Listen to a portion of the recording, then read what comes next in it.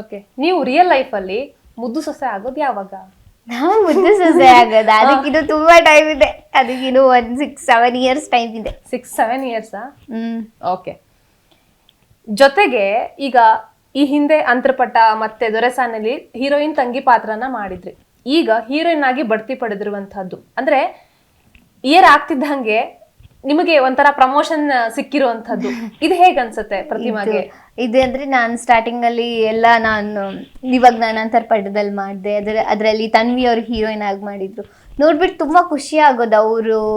ಅವ್ರ ಕ್ಯಾರೆಕ್ಟರ್ ಆಗ್ಬೋದು, ಅಥವಾ ಇದು ನನ್ನ ದೊರೆಸಾನಿನಲ್ಲಿ ರೂಪಿಕಾ ಅಕ್ಕ ಆಗಿರ್ಬೋದು, ಎಲ್ರು ಅವ್ರದ್ದೆಲ್ಲ ಅವ್ರು ಎಷ್ಟು ಚೆನ್ನಾಗಿ ಮೇಂಟೈನ್ ಮಾಡ್ಕೊಂಡ್ ಬಂದಿದ್ದಾರೆ. ಅವ್ರನ್ನ ನೋಡ್ಬಿಟ್ಟು ನಾನು ಇವಾಗ ಅಳವಡಿಸ್ಕೊಂಡು ಹೋಗ್ತಾ ಇದ್ದೀನಿ ಎಲ್ಲದು.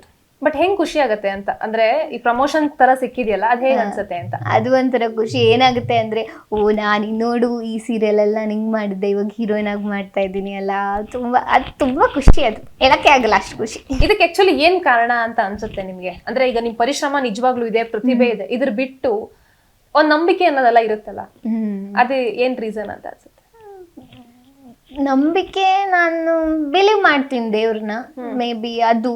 ಮತ್ತೆ ನನ್ನ ಫ್ಯಾಮಿಲಿ ಸಪೋರ್ಟು, ನನ್ನ ಆಕ್ಟಿಂಗ್, ಮೇ ಬಿ.